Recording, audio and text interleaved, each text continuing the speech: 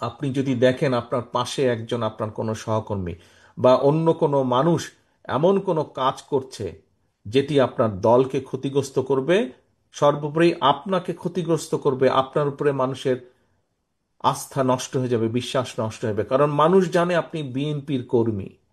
অন্য একটা লোক, আপনার অন্য কোনো সহকর্মী এমন একটা কাজ করবে যেই কাজে মানুষের আস্থা আপনার উপর নষ্ট হবে, আপনি কি সেটি করতে দিতে পারেন? সেটি কি করতে দেওয়া উচিত হবে? সেটি কি কারো করতে, না, উচিত হবে না। যদি সেটি হয়, তাহলে কেন আমাদের এত লক্ষ লক্ষ নেতাকর্মী এই অত্যাচার নির্যাতনের শিকার হলো? কেন আমাদের হাজারো নেতাকর্মী খুনের শিকার হলো? তাহলে তাদের আত্মদান্ত কি বৃথা যাবে না আজ? আমরা যদি এসব অ্যালাউ করি কাউকে, যে যাতে দলের ক্ষতি হবে, তাহলে কেন আমরা অ্যালাউ করব? কাজেই সহকর্মীবৃন্দ, বাংলাদেশের সবচাইতে বড় দলের সদস্য হিসাবে আপনার দায়িত্ব যেমন গণতন্ত্রের ভিত্তিকে শক্তিশালী করা, আপনার অবস্থান থেকে সেই কাজে অবদান রাখা, একইভাবে বাংলাদেশের সবচাইতে বড় রাজনৈতিক দলের সদস্য হিসাবে আপনার দায়িত্ব হচ্ছে নিজেকে এবং অন্যকে অবশ্যই এমন কাজ থেকে বাইরে রাখা, যাতে করে দলের সুনাম নষ্ট না হয়। সহকর্মীবৃন্দ, এটি আপনাদের সকলকে নজর রাখতে হবে। এই দায়িত্ব আজকে আমি, এই পবিত্র দায়িত্ব আপনাদের এখানে উপস্থিত প্রত্যেকটি সহকর্মীকে আজকে এটা দিয়ে যাই, দায়িত্ব দিয়ে এখান থেকে যেতে চাই। এই দায়িত্ব আপনার, আমাদের, আমাদের সকলের, আপনার আমার আমাদের সকলের এই দায়িত্ব। দলের সুনামকে যে কোনো মূল্যে, যে কোনো মূল্যে আমাদেরকে দলের সুনামকে ধরে রাখতে হবে। যারা সুনাম নষ্ট করে তাদেরকে কোনো রকম প্রশ্রয় দেওয়া যাবে না। প্রিয় সহকর্মীবৃন্দ, আরেকটি বিষয়, বড় দলের কর্মী হিসাবে, বড় দলের সদস্য হিসাবে, বড় দল হিসাবে আমাদের আরেকটি গুরুত্বপূর্ণ দায়িত্ব আছে। মানুষ আমাদের কাছে প্রত্যাশা করে।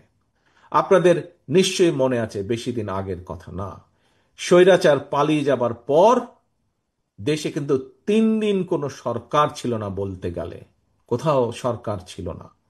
কিন্তু সেই সময় দেশের আইন শৃঙ্খলা হোক, এবং তার কয়েকদিন পরে আমাদের হিন্দু সমাজের সম্প্রদায়ের তাদের পবিত্র একটি ধর্মীয় অনুষ্ঠান উদযাপিত হয়েছিল, পূজা উদযাপিত হয়েছিল। এবং তখন আপনারা প্রত্যেকটি মানুষ, বিএনপির প্রত্যেকটি নেতাকর্মী, আপনারা, আমরা কেন্দ্র থেকে নির্দেশ দিয়েছিলাম, কিন্তু আপনারা প্রত্যেকে পরিশ্রম করে সেদিন আপনারা আইন শৃঙ্খলা বজায় রেখেছিলেন, যাতে কোথাও কেউ কোনো সুযোগ নিয়ে কোনো অকারেন্স করতে না পারে। বিএনপি সারা বাংলাদেশে, মনে আছে নিশ্চয়ই আপনাদের, এই ঘটনাটি মনে আছে আপনাদের।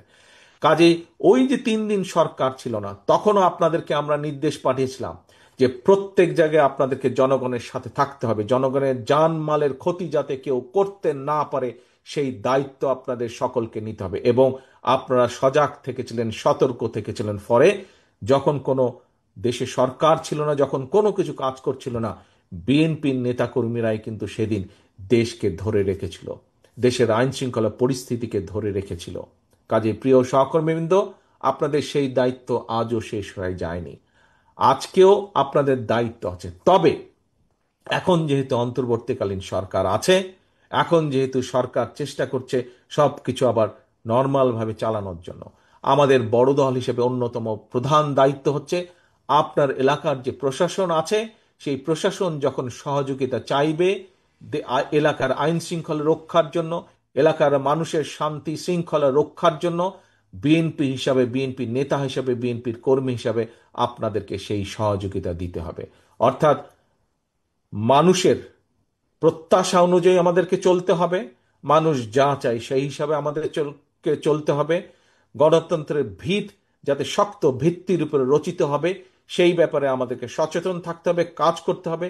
এবং আমাদেরকে আইন নিজের হাতে তুলে না নিয়ে প্রশাসন আমাদের সহযোগিতা চাইলে প্রশাসনকে সহযোগিতা করতে হবে, যাতে করে এলাকার মানুষের জান মালের নিরাপত্তা ঠিক থাকে।